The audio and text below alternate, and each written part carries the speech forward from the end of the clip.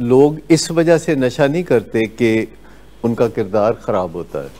लोग इस वजह से नशा करते हैं कि उनका मूड ख़राब होता है, उनका मिजाज उनका साथ नहीं दे रहा होता, वो सुस्त हो रहे होते हैं, उनसे काम काज नहीं हो रहे होते, उनका मोरल डाउन होता है और वो बेचैनी में होते हैं या मायूसी में होते हैं, किसी वजह से किसी से उनको तकलीफ़ पहुंच रही होती है। तो लोग इस वजह से नशा करते हैं कि उनका मूड ख़राब होता है। सर बोरियत भी एक फैक्टर हो सकता है। बोरियत भी ख़राब मूड की ही निशानी है। जो भी मूड ख़राब होगा तो इंसान अपने मूड को ठीक करना चाहेगा, लेकिन अगर वो नशा करना शुरू करता है तो उससे किरदार की खामियां जमा होनी शुरू हो जाती हैं। यानी जब आप कोई चीज़ शुरू करते हैं तो उसके साथ फिर कुछ ना कुछ चीज़ें जमा होनी शुरू हो जाती हैं। जब भी आप कोई एक नया काम के साथ साथ कुछ चीज़ें आपकी ज़िंदगी में शामिल होना शुरू हो जाती हैं। मिसाल के तौर पर आप शादी ब्याह में बहुत जाना शुरू कर देते हैं, तो इसका भला क्या असर होगा? लोगों के शादियों ब्याहों में आप बहुत जाना शुरू कर देते हैं तो आपकी वेट गेन हो जाएगा। देखो कितनी ज़बरदस्त बात की, वेट गेन हो जाएगा क्योंकि खूब डट के खाएंगे। और क्या होगा इससे? और लोग आपको मिलेंगे वहाँ और लोग कहेंगे कि साढ़े पुत्र दा भी ब्याह है तो उत्थे भी आ जाना। और अगर मेहंदी में आप जाते हैं और आप डांस वांस अच्छा कर लेते हैं और आप किसी दोस्त की शादी में जाते हैं या रिश्तेदार की शादी में जाते हैं और कोई वहाँ आपका डांस देखता है तो वो कहता है कि हमारे यहाँ भी शादी है तो आप वहाँ भी डांस कीजिएगा आके। और वो डांस के माहिर मशहूर हो जाते हैं और उनको डांस की दावत मिलना शुरू हो जाती है और वो वीआईपी से बन जाते हैं। वो जहाँ भी कोई ऐसा आपको पता है ऐसा होता है कि जो लोग शादियों ब्याहों पे डांस वगैरह करते हैं तो पहले तो वो अपने रिश्तेदारों की शादियों में डांस करते हैं या दोस्तों की शादियों में डांस करते हैं, तो फिर उनकी बड़ी डिमांड हो जाती है। फिर फरमाइश होती है कि वो फ़लान लड़का या फ़लान लड़की जो उस शादी में डांस कर रही थी तो किसी तरह पता करो तो उन्हें बुलाओ ताकि ज़रा रौनक अच्छी लगेगी। तो अब ये चीज़ जमा हो रही है, उनकी ज़िंदगी में जमा हो रही है ये चीज़। और कोई भी काम हम करते हैं, जैसे ड्रग यूज़ अगर हम शुरू तो हमारा फिर वास्ता ऐसे लोगों से हो जाता है जो ड्रग बेचने वाले। अगर हम शराब शुरू कर लेते हैं तो हमारा वास्ता ऐसे लोगों से हो जाता है जो शराब बेचने वाले हैं। और जो शराब बेचने वाले होते हैं वो आपको और क्या नफीस मशवरा दे सकते हैं। डॉक्टर एजाज, आप किसी से जाते हैं जाके तो शराब मांगते हैं और कहते लो पढ़ो, कहेगा पी और जी सर्दी में जब पियोगे यारो और मजा होगा। नहीं को आपको कोई नया रास्ता भी तो वो दिखाएगा ना, क्योंकि जो शराब बेचने वाले होते हैं वो और क्या काम करते हैं और क्या काम धंधा करते हैं, वो और भी नशे करेक्टर फ्लॉज हैं, किरदार की जो खामियां हैं वो किस तरह नहायत खामोशी से जमा होनी शुरू हो जाती हैं कि पहले कोई बंदा है, सरकारी अफसर है, कोई बेचैनी रहती है, अफसर से डांट पड़ती है और वो शराब पीना शुरू कर देता है कि सारा दिन डांट खा के शाम को मैं शराब पी के अपनी डांट को अमिलिएट कर लूँ। और एक दिन उसका बूटलेगर उसको कहता है कि सर मेरे पास और भी आपकी खिदमत के लिए है अंदाज। तो आप खाली शराब बैठ के पीते रहते हैं तो और भी खिदमात हैं जो हाजिर हैं। वो एक दलाल का रूप भी धार सकता है और वो बहुत फ्रेंडली होता है। एक शराब बेचने वाला, एक बूटलेगर बहुत दोस्ताना रवैये रखता है, वो बहुत फ्रेंडली होता है और उसकी बेइज्जती नहीं हो सकती क्योंकि वो बेइज्जती प्रूफ होता है। इसमें जो भी बूटलेगर होगा वो आपको और कई तरह से नुकसान पहुंचाएगा। वो कहेगा कि अच्छा अगर पैसे नहीं है तो घर से जेवरात का एक सेट ले आओ, और वो जो जेवरात का सेट असल में 20 लाख का होगा वो 1.5 लाख में बिकवा देगा जाके साथ। और जो शराब पीने वाला है वो भावताव नहीं करता, वो डिस्काउंट नहीं मांगता, वो कोई चीज़ मुफ्त नहीं मांगता, वो कहीं ना कहीं से अपने लिए मालो दौलत पैदा करने के लिए घर की चोरी करना, घर के सामान को जाके बेचना, औने पौने दामों बेचना और जो झिझक होती है उसकी, मसलन वो कहता है कि जी मुझे झिझक होती है कि मैं अपनी वालदा का जेवर कैसे जाके बेचूं, तो वो कहता है मसला ही कोई नहीं, तू मेरे नाल चल, मैं बिकवा देना। तो वो उसके पहले ही लिंक्स होंगे ऐसे लोगों के साथ जो चोरी का माल खरीदते हैं। तो फिर वो जो बूटलेगर है वो उसकी तरबियत कर रहा होता है, उसकी वो शेप अप कर रहा होता है, उसकी डेस्टिनी बना रहा होता है कि तेरा अंजाम की होना है वो मैं तेनू दसना। और ये बुरी कहानी इससे जन्म लेती है, कोई ना कोई ख़राब कहानी इससे जन्म लेती है। किरदार की खराबी बाद में आती है, मूड की खराबी पहले आती है।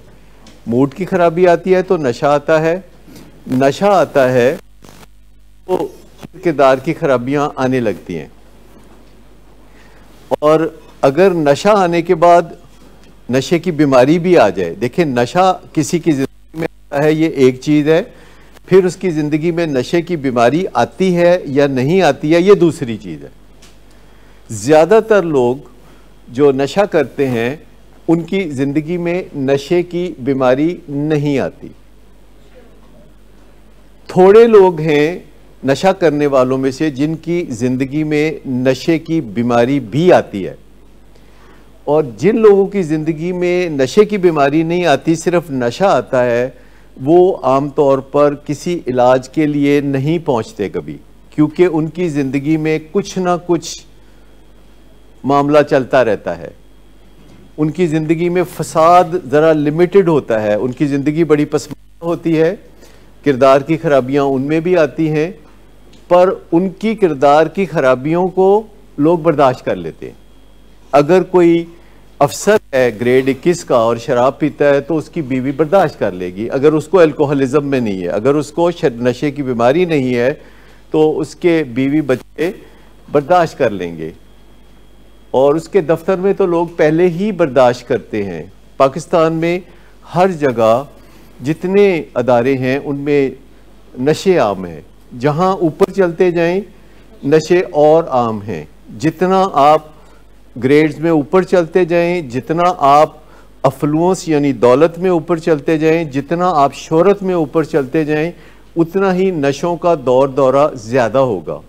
और जहां नशे का इस्तेमाल ज़्यादा होगा तो वहाँ नशे के बीमारों की तादाद बढ़ना शुरू हो जाएगी। अगर 10 लोग नशा करने वाले होंगे तो बीमार 1 होगा, अगर 100 लोग नशा करने वाले होंगे तो बीमार 10 होंगे, अगर 1000 लोग नशा करने वाले होंगे तो बीमार 100 होंगे। अब ये काफ़ी तादाद हमें बड़ी लग रही है। और 1 लाख लोग अगर नशा करने वाले होंगे तो वहाँ बीमारों की तादाद 10,000 होगी। तो जो बीमार होंगे उनको ज़्यादा सरमाए की ज़रूरत होगी, क्योंकि उनको ज़्यादा मिकदार में शराब या नशा करना है। उनको 1 की बजाय 2, 3, 4 नशे करने हैं, और उनके पास वक्त भी कम बचेगा कि वो तवज्जो अपने कारोबार की तरफ दें, क्योंकि वो अगर नशे की तरफ तवज्जो नहीं देंगे तो उनको तकलीफ़ों का सामना होगा। अगर वो पुलिस से नहीं बचेंगे तो नशा कैसे हासिल करेंगे? अगर रुपया पैसा गलत तरीक़ों से हासिल नहीं करेंगे तो नशा कैसे खरीदेंगे? तो किरदार की खराबियां और भी ज़्यादा आएंगी। जब आपको नशे के लिए ज़्यादा वक्त चाहिए, ज़्यादा पैसा चाहिए, तो किरदार की खराबियां और भी आएंगी।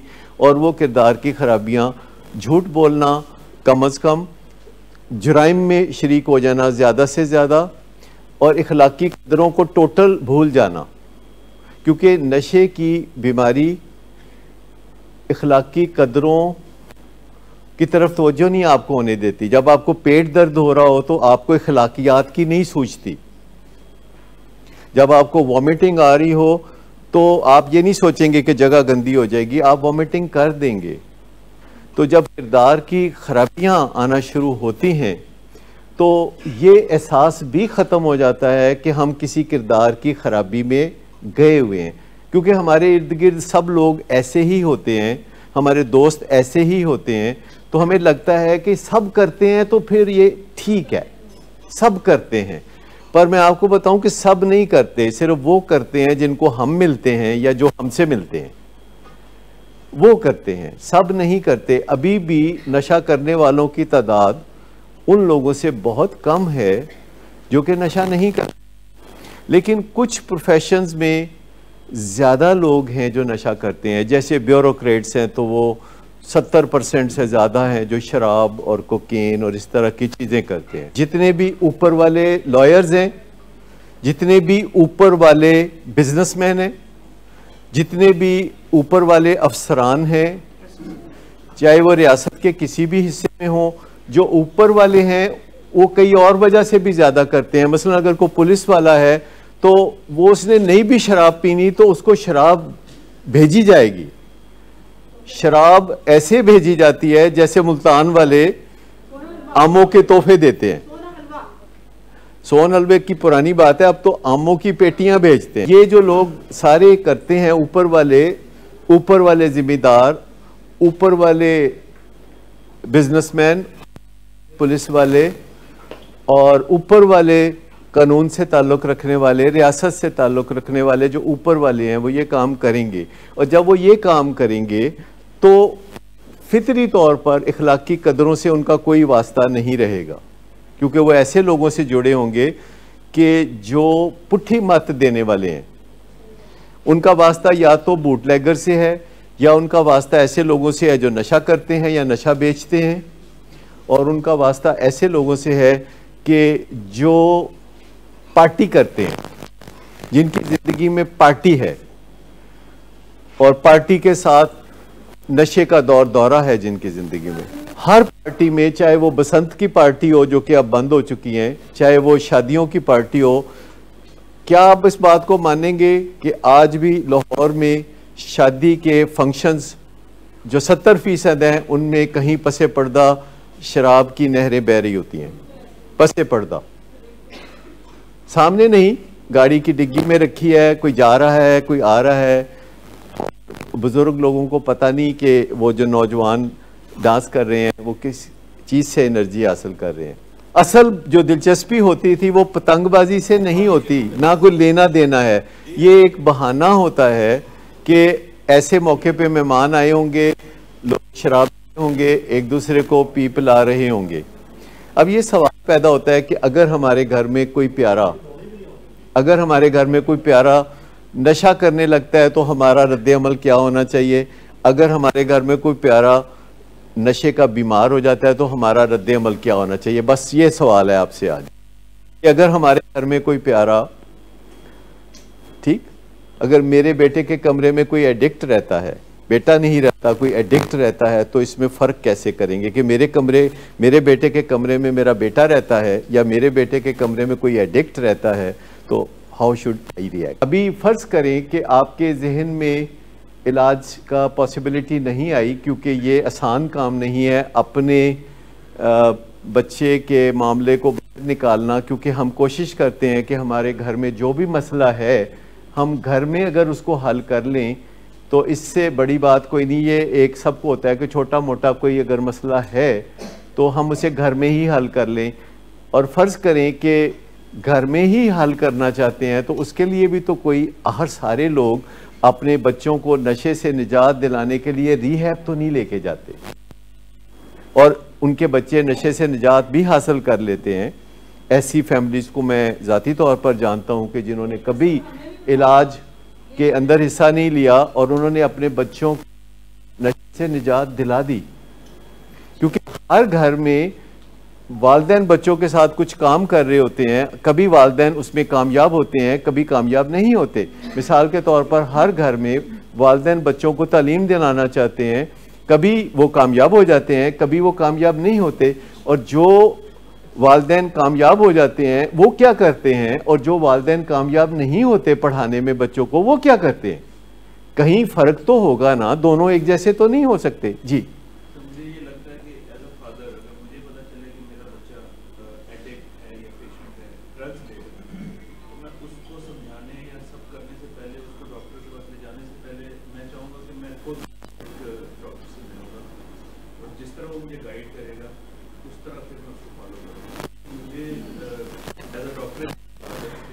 लेकिन वो तो आइडियल सिचुएशन है ना, आइडियल सिचुएशन है कि आप डॉक्टर के पास जाएं, आप इलाज के पास जाएं। लेकिन अगर आप अभी ऐसी आइडियल सिचुएशन में नहीं जा सकते और बड़ी आसानी से आप कोई काम कर सकते हैं, घर बैठे कर सकते हैं, रात को 3 बजे कर सकते हैं, घर से कर सकते हैं, तो वो क्या काम होगा? जी, तो गूगल पे जाएंगे, नशे की बीमारी के बारे में जानेंगे, ये सारे काम करेंगे। लेकिन उस बच्चे के साथ अब हमारा इंटरेक्शन, लेन देन कैसा होना चाहिए? लेन देन जी पहले से हट के, ये बुनियादी बात है होगी कि पहले से हट के।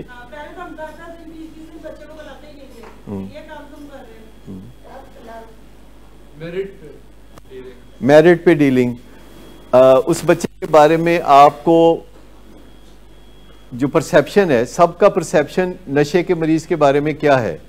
एक सोसाइटी नशे के मरीज के बारे में ये परसेप्शन रखती है ना कि वो झूठ बोलता है, तो क्या घर वालों को ये समझ लेना चाहिए कि ये झूठ बोलेगा? ये समझ लेना चाहिए कि ये झूठ बोलेगा। तो घर वालों के दिल में ये बात होनी चाहिए कि ये जो कहेगा वो इम्कान है कि झूठ होगा। मैं ये जानना चाह रहा हूं कि वो नशे से ताल्लुक रखने वाली चीजों में झूठ बोलेगा या आहिस्ता आहिस्ता झूठ बोलना हर मामले में हो जाएगा? हर मामले में, जी हर मामले में हो जाएगा। वो कहते हैं जब मुंह खोलेगा झूठ बोलेगा, खुद कह रहे हैं जी। तो एक है कि वो जरूरत के तहत झूठ बोलेगा, खौफ के तहत झूठ बोलेगा, लालच के तहत झूठ बोलेगा, और एक है कि वो झूठ बोलेगा क्योंकि नशे की बीमारी उसका खासा ये है, उसकी प्रॉपर्टी ये है कि बंदा नशे की बीमारी में झूठ बोलता है। और वो कहते हैं कि कब झूठ बोलता है? जब लब खोलता है। ये सब बात है। नशे की बीमारी में वो जुराइम करेगा, नशे की बीमारी में वो जुराइम करेगा, एक मिनट, जुराइम करेगा, छोटे, दरमियाने, बड़े। नशे की बीमारी और जुराइम का चोली दामन का साथ है। और नशे की बीमारी में इंसान कोई भी काम करे उसको गिल्ट नहीं होता, उसको शर्मिंदगी नहीं होती, क्योंकि नशा उस शर्मिंदगी को दूर कर रहा होता है। तो सबसे पहले तो बहुत ही दुखी दिल के साथ हमें पता करना होगा कि इस बीमारी ने इसको झूठ और जुराइम की दुनिया में धकेल दिया है, ताकि हम उसकी इज्जत हुए, उसको कैपेबल समझते हुए उसके साथ लेन देन कर सकें। क्योंकि बहुत दफ़ा अगर वो 2 दिन नशा नहीं करता तो फैमिली के लोग उस पर माली भरोसे करना शुरू कर देते हैं। कोई फंक्शन, कोई सालगिरह, उसका इंतज़ाम उसके ज़िम्मे सौंप देते हैं, उसके पैसे उसके ज़िम्मे सौंप देते हैं और बाद में बहुत परेशान होते हैं। उसके वादों की वजह से, उसके झूठों की वजह से वो उस पर ऐसी जिम्मेदारियां डाल देते हैं जो कि वो पूरी नहीं कर सकता, और उसके बाद हमारे और उसके रिलेशनशिप ख़राब होते हैं। तो सबसे पहले तो हमें ये तकलीफ़ दे चीज़ों को तस्लीम करना पड़ेगा कि वो झूठ बोलता है। अगर ये हम पक्का तस्लीम कर लें, जिससे बड़ी तकलीफ़ होगी, लेकिन आप इसको ऐसे ही समझें कि जैसे किसी को मलेरिया होता है तो वो बुखार होता है तो वो कांपता है तो उसको वॉमिटिंग होती है। तो हमें उस तरह की तकलीफ़ नहीं होती जैसे कि जुर्म के नाम पे होती है, झूठ के नाम पे होती है, इखलाकी बुराइयों के नाम पे होती है। पर यह एक हकीकत है कि नशे की बीमारी के साथ हर किस्म की इखलाकी बुराइयाँ उसकी शख्सियत का हिस्सा बन जाती हैं। अगर हम ये तस्लीम कर लें तो फिर हम इसको दुरुस्त भी कर सकते हैं। अगर हम इसको तस्लीम नहीं करेंगे तो हम इसको दुरुस्त भी नहीं कर सकते। तो हमें पता होना चाहिए कि अगरचे ये दुनिया का सबसे तकलीफ दे काम है कि अपने बच्चे को झूठा समझना, जुराइम में मुलव्वस समझना, इखलाकी बुराइयों में मुलव्वस समझना, ये दुनिया का सबसे तकलीफ दे काम है। लेकिन एक साथ दुनिया का सबसे आला काम है कि हमने उसको इससे निजात दिलानी है। ये दुनिया का सबसे आला और अरफा काम है कि हमने अपने ही बच्चे को, किसी और पे नहीं एहसान करना, हमने अपने ही बच्चे को अब यहाँ से पकड़ के वहाँ तक लेके जाना है। और वो जो हमें गम है इस वजह से कि उसके हालात ये हैं, वो सारा गम दूर हो जाता है जब हमारी नज़र इधर होती है कि हमने इसको यहाँ लेके जाना है, there is no other way, इसके अलावा कोई रास्ता नहीं है।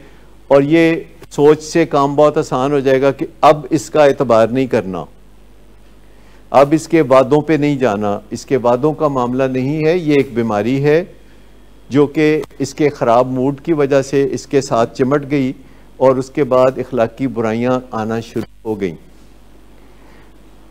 क्या आप मेरे साथ इत्तफाक करेंगे कि अगर हमारा प्यारा नशे की ज़िंदगी गुजारता है तो हमारी ज़िंदगी में पुलिस, जुराइम, अदालतें रोज़मर्रा का मामूल बन जाती हैं। उसकी वजह से हमें पुलिस से जाना पड़ता है, मिन्नत समाजत करनी पड़ती है, उसकी वजह से हमें लोगों के साथ उलझना पड़ता है जिनसे वो पैसे लेके तो नशे करता है, उसकी वजह से हमें कोर्ट कचहरी जाना पड़ता है जो कि उसकी जेब से नशा निकला था तो उस पर मुकदमे हो गए थे। तो हमारी ज़िंदगी बिला वजह ही उसके ये सब करने से ऐसे लोगों के साथ उलझ जाती है जिनके साथ नॉर्मली हमारा कोई लेना देना नहीं होता। जहाँ इस चीज़ से बहुत सदमा लगता है कि हम अपने बच्चे के बारे में रियलिटी टच पे चले जाते हैं। आपको पता है कि जब लोग जाते हैं और आप जाते हैं किसी लेबॉर्ट्री में और डॉक्टर कहते हैं कि जी कोरोना का टेस्ट करा लो, टीबी का टेस्ट करा लो, ये कैंसर का टेस्ट करा लो। जब आप टेस्ट कराने जाते हैं तो जब टेस्ट की रिपोर्ट आपके हाथ में आती है कि हाँ कैंसर है, तो मुझे बताइए कितना सदमा लगता है। लेकिन फिर आप क्यों जाते हैं, क्यों कराते हैं टेस्ट? ताकि अगला काम किया जा सके, क्योंकि अगला काम उसके बगैर नहीं हो सकता कि आप अगला अजीम काम कर सकें। और आज जिन लोगों को ब्रेस्ट कैंसर हो वो ख़वातीन बिल्कुल नॉर्मल ज़िंदगी गुजारती हैं, चाहे लेट स्टेज पे भी डॉक्टर के पास चले जाएं। लेकिन पहले ये टेस्ट कराना पड़ेगा कि डैमेज कहाँ कहाँ है, कितनी दूर तक है, और इसकी तकलीफ़ बर्दाश्त करनी पड़ेगी कि जो टेस्ट है वो पॉजिटिव है। इसके बगैर कोई डॉक्टर इलाज को आगे नहीं बढ़ा।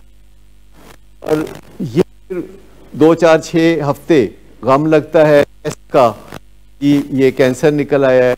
हर कोई अपने अपने अंदाज में बात करता है उनके साथ। लोग आते हैं, कहते हैं बड़ा अफसोस होया, चलो कोई नहीं इलाज कराओ ठीक हो जाओगे। तो 6 हफ्ते के बाद तकरीबन ज़्यादातर लोग इस गम से निकल के उस अजीम जिद्दोजहद में शामिल हो जाते हैं।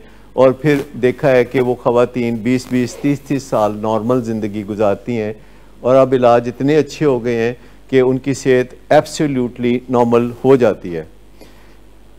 लेकिन ये मैं आपको बताऊं कि जहां एक कैंसर के मरीज़ को ये फैसिलिटी है कि उसको जब कैंसर डायग्नोज होगा तो उसका सारा ख़ानदान और उसके दोस्त अहबाब उसके साथ बातचीत करेंगे, इस पे तबादला ख्याल करेंगे, उसको दुआ देंगे, उसको उम्मीद दिलाएंगे। तो नशे के मर्ज़ में ये फैसिलिटी हासिल नहीं है, क्योंकि आप खुद ही रास्ता रोक देते हैं कि कोई आके आपसे बात करे, क्योंकि आप चाहते हैं कि ये किसी को पता ना चले। इसका मतलब है कि आप सिंपैथी और एम्पैथी दोनों का रास्ता आप खुद ही काट देते हैं और आप तन्हा रह जाते हैं। और उसके बाद आपका इस तरफ भी ध्यान नहीं जाता कि ये बच्चा नशे की बीमारी में झूठ को बिल्कुल अपना चुका है, जुराइम को अपना चुका है और इखलाकी बुराइयों को इसने गले लगा लिया हुआ है। और हम इस गम से बचने के लिए अपनी नज़रें इससे हटा लेते हैं।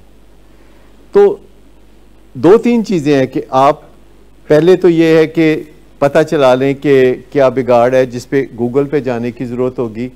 और सिर्फ अगर आप इतना ही लिख देंगे कि मेरे घर में मेरे प्यारे को नशे की बीमारी है, एडिक्शन है, तो मेरे लिए क्या हुक्म है, मैं क्या किस तरफ तवज्जो दूँ, तो वो आपको बताना शुरू कर देंगे कि किधर तवज्जो दें।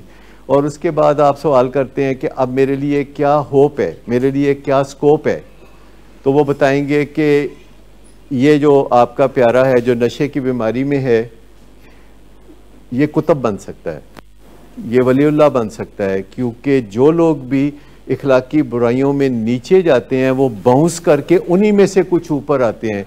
जिन लोगों ने कभी कोई बुराई नहीं की, जिन लोगों ने कभी कोई गुनाह नहीं किया, वो ऐसे ही रहते हैं, दरमियान में मीडियोकर से रहते हैं। लेकिन जो नशे के मरीज़ बाउंस बैक करते हैं, वो वापस ऑर्डिनरी ह्यूमन बीइंग नहीं बनते, फिर वो बहुत आला दर्जे के इंसान बनते। मरीज़ को इनफैक्ट इंडोर की जो ज़रूरत होती है वो सिर्फ इसलिए पड़ती है कि आप देर कर चुके होते हैं। अगर किसी का बच्चा अभी पिछले हफ्ते से नशा करने शुरू हुआ है, अभी नशे की बीमारी भी नहीं आई, तो उसको कतई तौर पर ज़रूरत नहीं है कि वो रिहैब में जाए। और अगर किसी का बच्चा नशा शुरू कर चुका है और नशे की बीमारी आ गई है और साल 2 साल 3 साल हो गए हैं, तो तब भी उसके फैमिली वाले अगर आ जाएं और इस बीमारी के कुछ डॉक्टर बन जाएं, तो बड़े आराम से बहुत अच्छे तरीके से वो अपने बच्चे को रिक्लेम कर सकते हैं। लेकिन जिस तरह के 5, 7 साल 8 साल गुजर चुके होते हैं और कई फैमिलीज़ को हम ये कह रहे होते हैं कि आप कुछ दिन ठहर जाएं, आप आना करें सेशन में, वो कहते हैं कि जैसी शाम का भी इंतज़ार नहीं कर सकते। बीवी की मदद करना जो है जन्नती होने की निशानी है।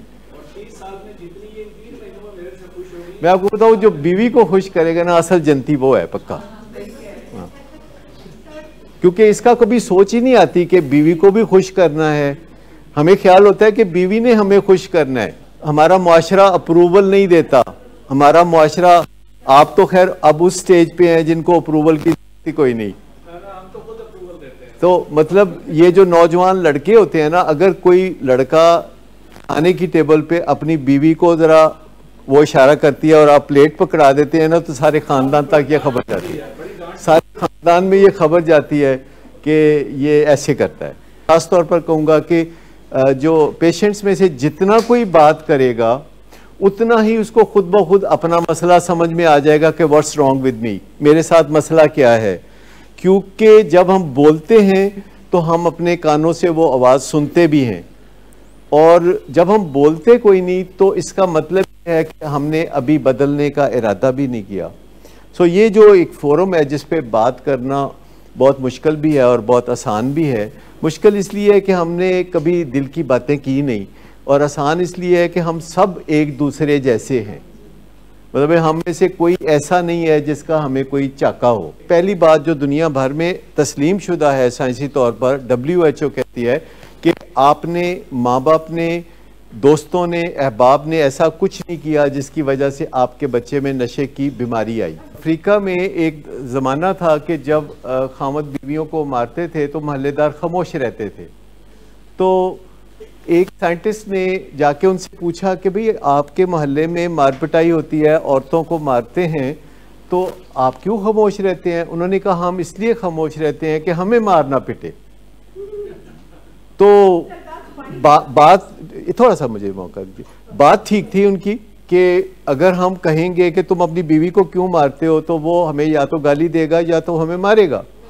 तो वो जो था उसने कहा कि मैं आपको एक आसान तरीका बताता हूँ, उससे ना आपको मार पिटेगी और औरतों को भी पिटाई से निजात मिल जाएगी। तो उन्होंने पूछा कि वो क्या तरीका? तो उन्होंने कहा कि जब भी आपके महल्ले खामद अपनी बीवी की पिटाई करता है और आपको रोने की आवाज़ आती है, तो आप सब अपने घर से खाली बर्तन और चमचे लेके तो उनके घर के बाहर इकट्ठे होके तो वो बजाना शुरू कर दे। क्योंकि ये वाइटल बिहेवियर है कि जो लोग भी गलत काम कर रहे होते हैं, अगर ज़्यादा से ज़्यादा लोग उनको नोटिस कर लें तो उनको मुश्किलात होती हैं।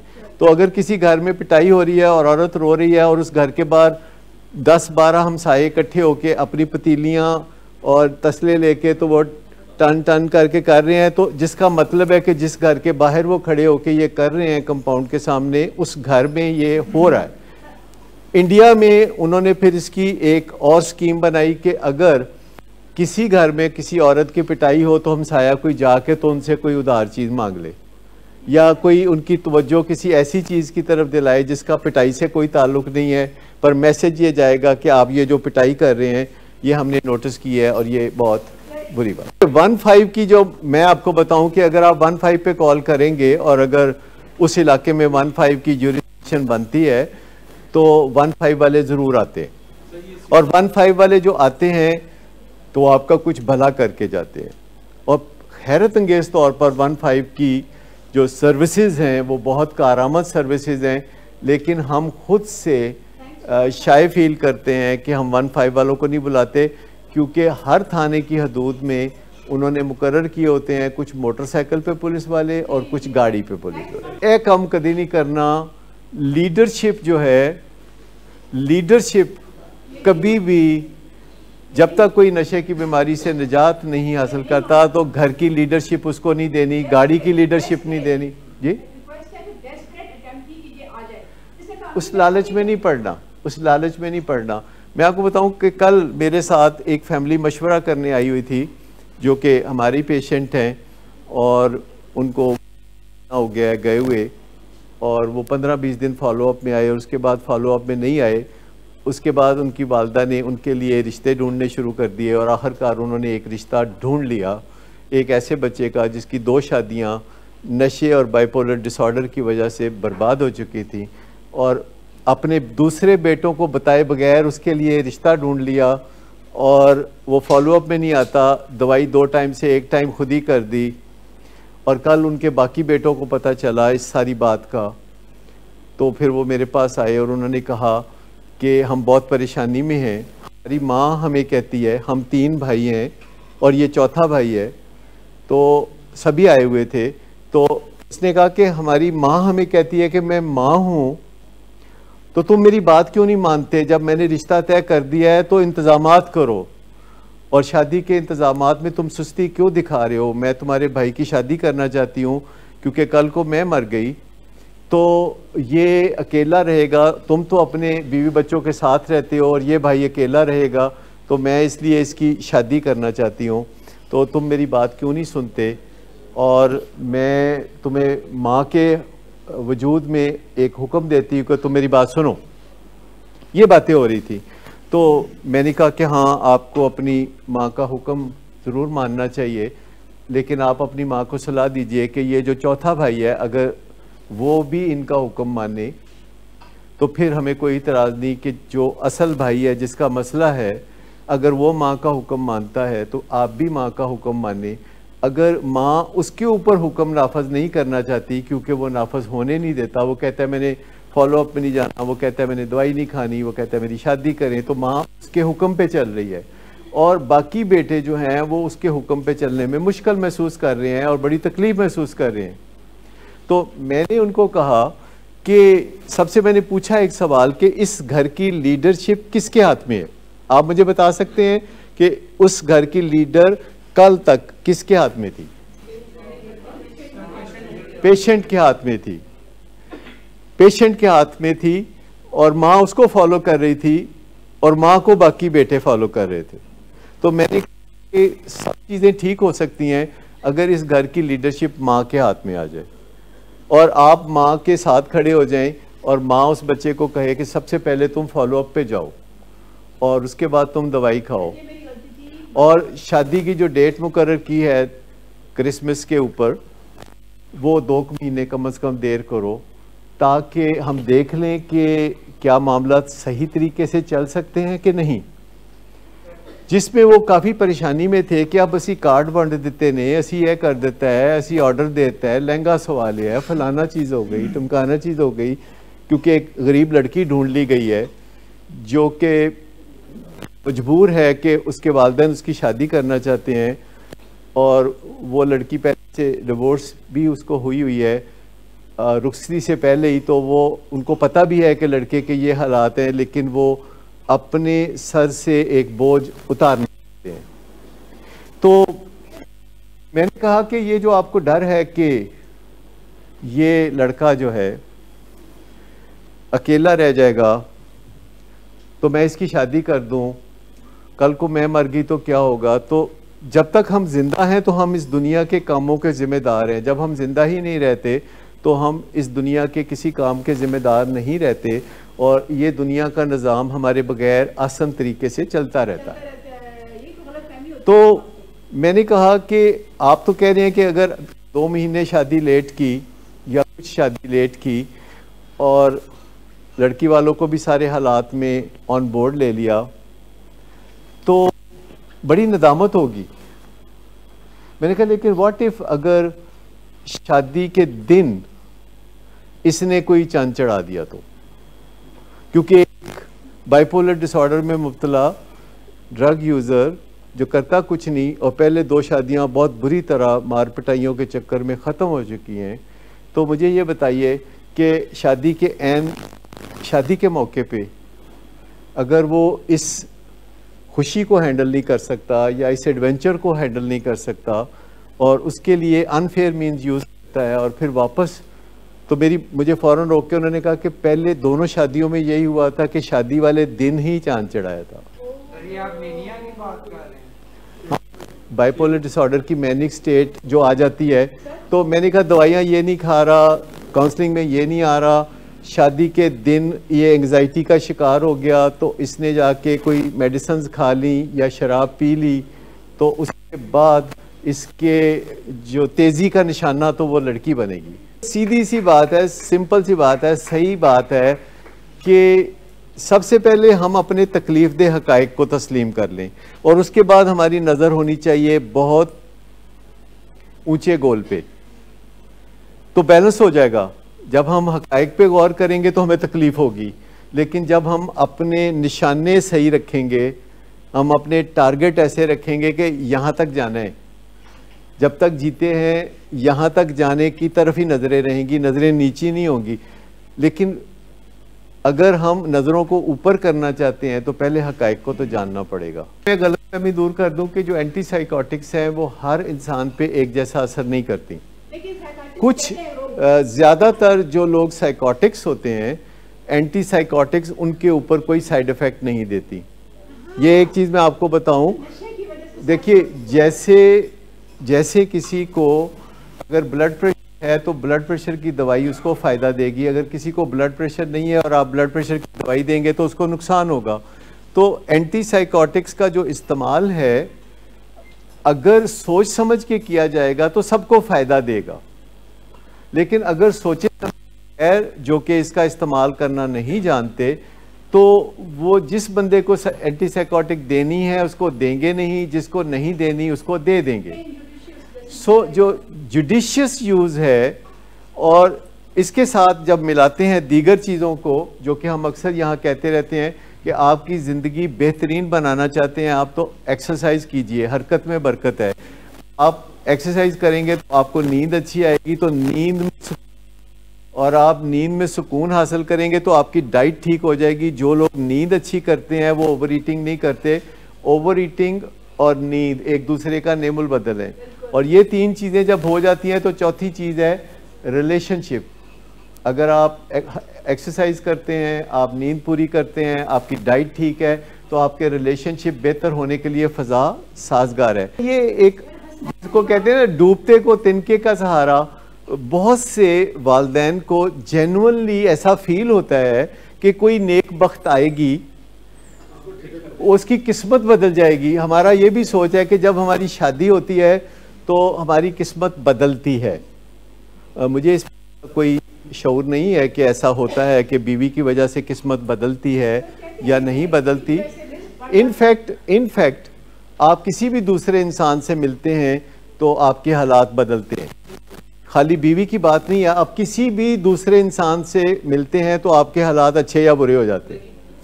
अगर आप ऐसे इंसान से मिले हैं जो रिसोर्सफुल है तो आपके हालात अच्छे बनाने में मदद करेगा। इसमें किस्मत विस्मत का कोई लेना देना नहीं है। और ये सोचना कि बीवी आके आपकी किस्मत बदलेगी और बीवी आएगी तो रुपया पैसा आएगा और खामद आएगा तो औलाद उससे ताल्लुक़ रखती है, तो ये सारी बातें आम बातें हैं जिनका साइंटिफिक कोई सबूत नहीं है।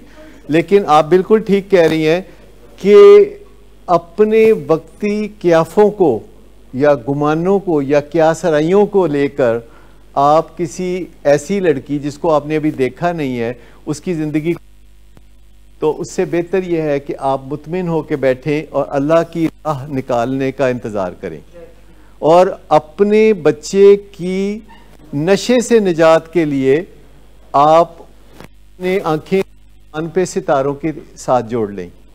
कहते हैं ना सितारों से ये होता है, तो अपने बच्चे की ज़िंदगी को बनाने के लिए अपनी आँखों को सितारों के साथ जोड़ लें तो बीच में कहीं आपके बच्चे का मुस्तकबिल खिल उठेगा।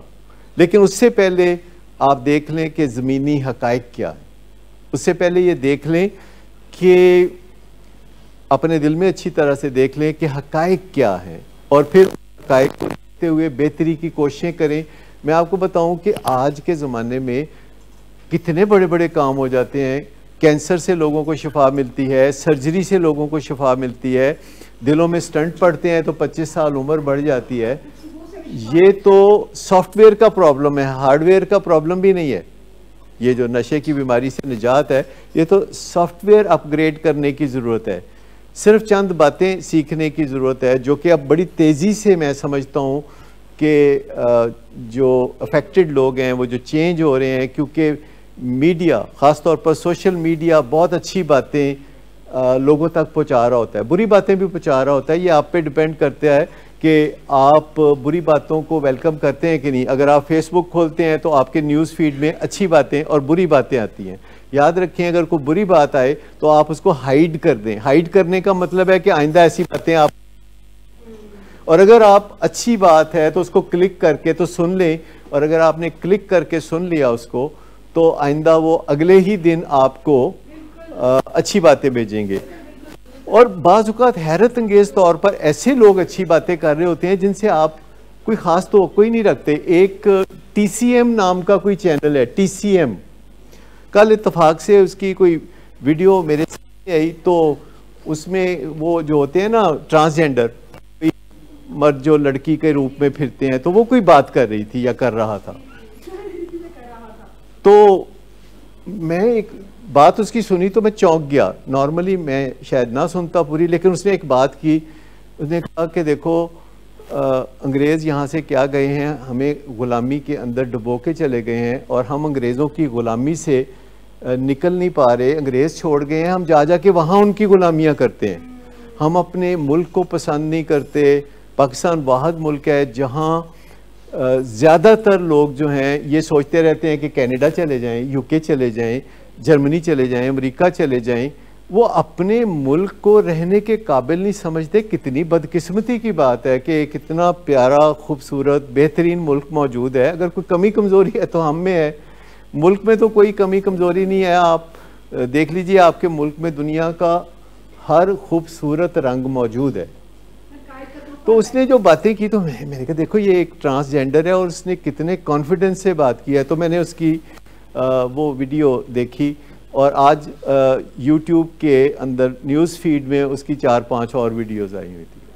तो जो भी अच्छी चीज़ होगी, अगर आप उसे वेलकम करेंगे तो अगले दिन वो चीज़ और आएगी। बुरी चीज़ होगी तो रिजेक्ट कर दीजिए, अगले दिन से वैसी चीज़ें नहीं आएंगी। मैं आपको बताऊँ, सिर्फ फॉर्चुनेट लोग हैं जो पाकिस्तान में बसते हैं, बाकी सब बाद में डिस्कवर करते हैं कि वो कितने अनफॉर्चुनेट थे कि वो अमेरिका में जाके रहे और वहाँ लोग उनको हकारत की नज़र से देखते हैं, और वहाँ वो बैठ के तो फिर पाकिस्तान की याद में रोते हैं।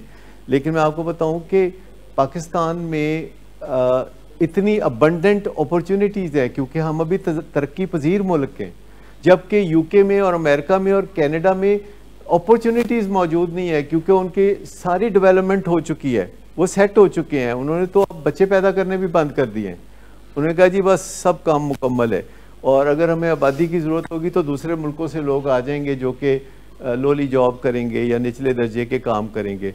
और हकीकत में पाकिस्तानी डॉक्टर वहाँ संभाले हुए हैं सेहत का निज़ाम, इंडियन डॉक्टर संभाले हुए हैं, और अगर पाकिस्तानी डॉक्टर अमेरिका से वापस आ जाएँ तो उनका सिस्टम कोलैप्स हो जाए, यूरोप से वापस आ जाएं तो उनका सिस्टम कोलैप्स हो जाए। एक छोटी सी बात मैं ये कहना चाहूँगा कि कभी पलट के अपने दिल में अपने मुल्क की मोहब्बत का दिया छोटा सा रोशन करें, और फिर चीज़ों को इस नज़र से देखें कि ये आपकी अपनी है। हम यहाँ रेस कोर्स पार्क में जाते हैं, इतना खूबसूरत पार्क है, और हमें उसका चप्पा चप्पा लगता है जैसे ये हमारा है। तो हम कहते हैं यार ये तो बहुत बड़ी एक नेमत है, जो कि शहर के ऐन मरकज़ में आपको एक बड़ा ही साफ़ सुथरा एरिया, जहाँ साफ़ सुथरे लोग आके तो अपना वर्जिश करते हैं, वॉक करते हैं। तो अगर नेमतों को शुमार करना शुरू कर दें तो वो कम नहीं है। हम लोग हैं कि सवेरे उठते हैं तो जनाब घर में कितने मुलाजिम होते हैं जिनको आवाज़ें देते हैं, फलाने तू ए लाया तो फला, यूरोप अमेरिका में कोई कितने भी बड़े लोग हों तो उनको बर्तन अपने खुद ही धोने पड़ते हैं, और बावजूद इसके कि वो बहुत काबिल होते हैं और बहुत सारे काम कर सकते हैं, लेकिन वो ज़्यादातर दिन का हिस्सा उलझे रहते हैं डस्टिंग करने में और अपने घर की सफाइयाँ सुथराइयाँ करने में। और पाकिस्तान में लोगों को रोज़गार के मौके बहुत मिलते हैं। आप देखिए कि 3 घर वाले हों तो 4 मुलाजम होते हैं। जो बीमारी है एडिक्शन की, अल्कोहलिज्म की, ये उतनी ही प्रेडिक्टेबल है जितनी कि टीबी की बीमारी या डायबिटीज़ की बीमारी प्रेडिक्टेबल होती है ना, कि अच्छा ये बीमारी डायबिटीज़ है तो ये तो होगा। तो अगर बीमारी एडिक्शन की है तो माँ बाप को गालियाँ भी पड़ेंगी, माँ बाप के ऊपर हाथ भी उठेगा, क्योंकि इस बीमारी के सिम्टम्स गंदे हैं। एक छोटी सी बात ये याद रखने की है कि इसको आप 100 मीटर की दौड़ ना समझे, ये मैराथन है। और जिसने भी इसको मैराथन के तौर पर कबूल किया उसको हैरत हुई कि अच्छा मेरी तो लॉटरी निकल आई, और वो उसके मसले ख़त्म हो गए। जिसने सोचा कि 100 मीटर के बाद सब ठीक है, उसको मसले पड़े रहे। ये एक कुदरत की बड़ी दिलचस्प पैराडॉक्स है कि अगर आपने तस्लीम कर लिया, राजी बा रज़ा हो गए कि अच्छा ये अगर लंबी रेस है, लंबी दौड़ है, तो मैं अपने बच्चे के साथ खड़ा हूँ, ये छोटी है या लंबी है, मैं बच्चे के साथ खड़ा हूँ। और जिसने ये सोचा, मिरेकुलसली उसकी रेस उसके कामयाबी पे एहतमाम पजीर हुई। और जिसने कहा ना कि आज शामी ठीक हो जाए, दोपहर नू ठीक हो जाए, मैं 8 सिलेंडर गड्डी लै देना नू, मैं इसको ये कर देता हूँ, दस तू की मंगना की है पुत्र। तो नहीं, सब्र के साथ हिकमत अमली और हिकमत अमली के साथ सब्र। मैं आपको बताऊं कि ये जो बीमारी है जिसे नशे की बीमारी कहते हैं, ये घर के हर फर्द को मुतासर करती है। घर के इवन जो पेट्स होते हैं ना, उनको भी मुतासर करती है। घर के जो पौधे होते हैं ना, ये उनको भी मुतासर करती है। तो ये बीमारी ऐसी, ये कनिंग और बैफलिंग बीमारी इसको कहते हैं। और मैं समझता हूँ कि अब हम ये समझते हैं कि बहुत सारे लोग अवेयर हो चुके हैं और एक दूसरे के साथ बातें करना शुरू हुए हैं, तो बहुत से लोग जो हैं वो अपने बच्चों को बचा भी रहे हैं, जो कि पिछली सदी में मुमकिन नहीं समझा जाता था दुनिया भर में। अब वो बहुत सारी चीज़ें मुमकिनात में से हो रही हैं। थैंक यू वेरी मच जी, बहुत शुक्रिया।